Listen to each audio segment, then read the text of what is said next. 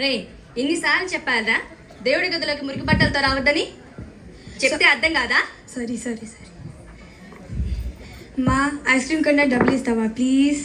Ice cream లేదు, ఏమీ లేదు. అసలే వెదర్ బాగాలేదు, జలుబు చేస్తుంది. అది అక్కడ జంతికలు ఉన్నాయి, పోయి తినిపోవేళి. జంతికల ఐడియా.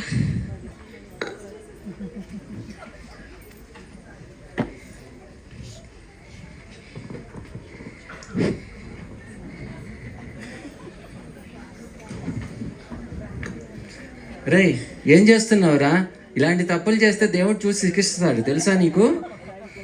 అంతేగా కదా నాన్న, దేవుడి గది తలుపు వేసొచ్చా, మీ తలుపు వేయడం మర్చిపోయాను.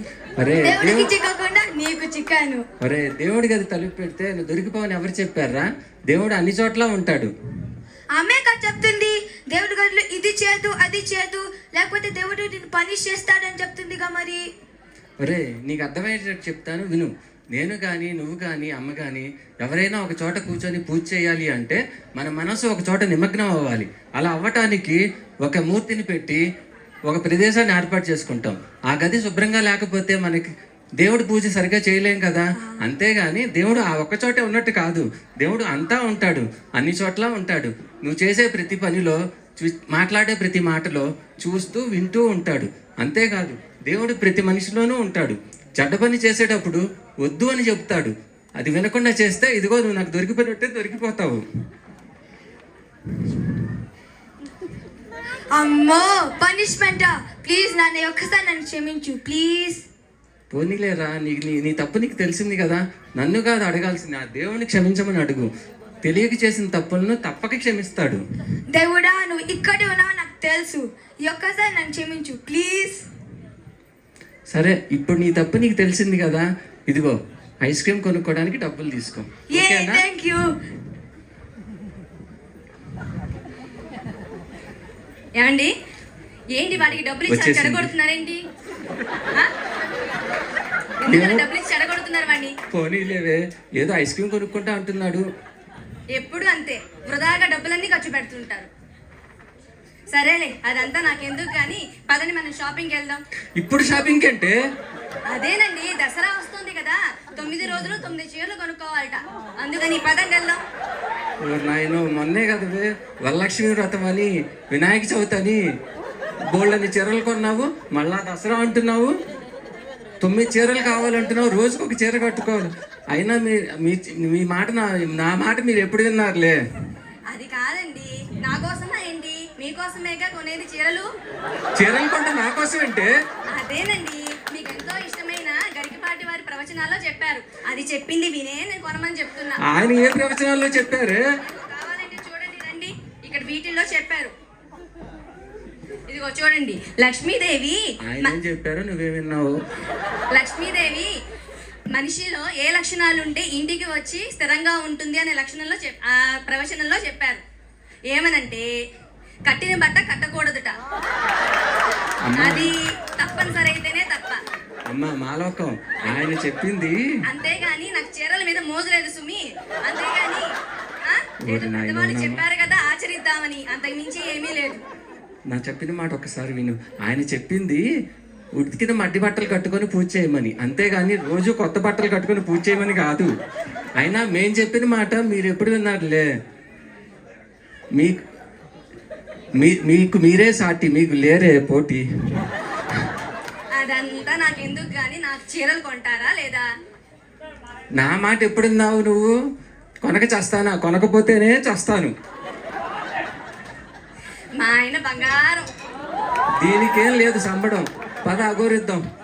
ఆ క్రెడిట్ కార్డు తీసుకున్నావా లేదా? జాగ్రత్త దాచిపెట్టానండి. పద వెళ్దాం, పద కొనుక్కుందాం, పద. సరేనండి.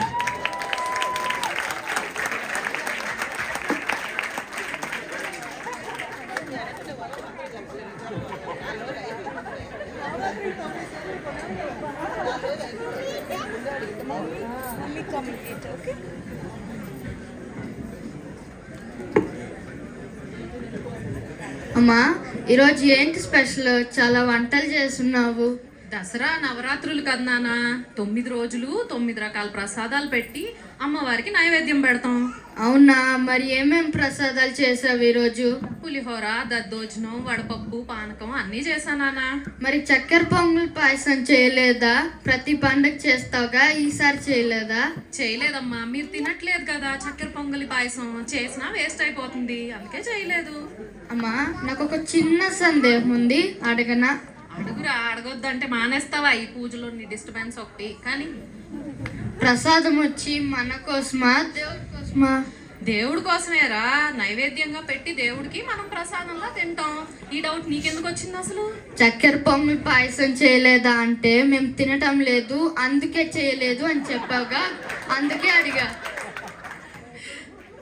దేవుడికి నైవేద్యం పెడతాం నాన్న, అలాగని భక్తి ముఖ్యం కాదా? భక్తి కూడా ముఖ్యమే. ఈ ప్రసాదాలు అన్నీ మనం ఈ మధ్య మన కోసమా దేవుడి కోసమా అన్నట్లు చేస్తున్నాం. అయినా దేవుడికి ఇన్ని ప్రసాదాలు పెట్టాలని భగవంతుడు ఎక్కడా చెప్పలేదురా. మనమే ఆవిడికి గుప్పెడు అటుకులున్నా సరిపోతాయి, మనమే హెచ్చులకు పోయి ఇన్ని చేస్తున్నాం. ఇది నీకు తెలుసు కదా, మన పురాణాల్లో చెప్పారు సుధాముడు శ్రీకృష్ణుడు కథ, తెలుసు కదా? అవునమ్మా తెలుసు. సుధాముడు తన స్నేహితుడు శ్రీకృష్ణుని చూడడానికి వెళ్ళినప్పుడు గుప్పెడు అటుకులు తీసుకొని వెళ్తాడు. అప్పుడు సుధాముడు దాన్ని చాలా అటుకుల్ని తీసుకొని చాలా సంతోషంగా స్వీకరిస్తాడు అని చెప్పావుగా, గుర్తుంది. అంతే నాన్న, పురాణాల్లో చెప్పారు కదా, కథలోనే గుప్పెడు అటుకులున్నా. అయినా భగవంతుడికి భక్తి ముఖ్యం. ఇన్ని రకాల ప్రసాదాలు చేసి పెట్టాం ఇవన్నీ కాదు. చిన్నవాడివైనా మంచి సందేహమే అడిగావు. ఆవిడికి చిన్న బెల్లం ముక్క పెట్టినా సంతోషంగా స్వీకరిస్తుంది. పద నాన్న, మన గుళ్ళో బ్రహ్మోత్సవాలు జరుగుతున్నాయి కదా, వెళ్దాం పదండి.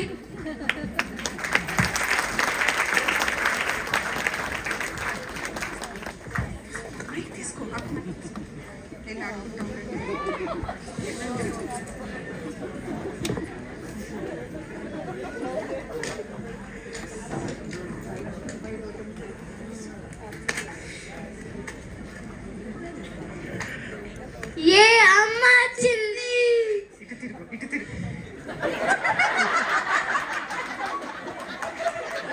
అమ్మ ఏంటిది? ఉండేది అసలే ఈ బ్యాగ్ బరువుతో సస్తుంటే నీ తిండి గోలు ఒకటి. అమ్మ ఎందుకు తెచ్చావు?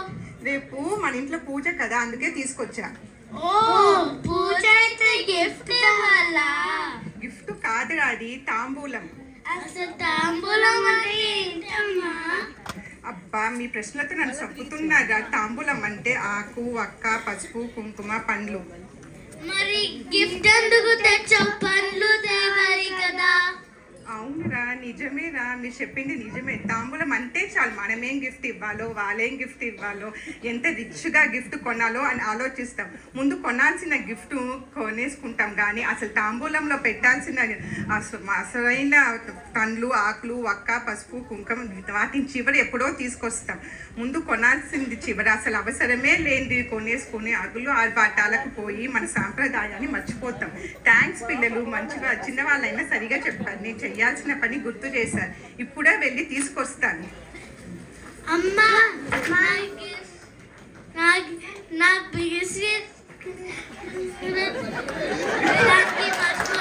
సరే తీసుకొస్తాను.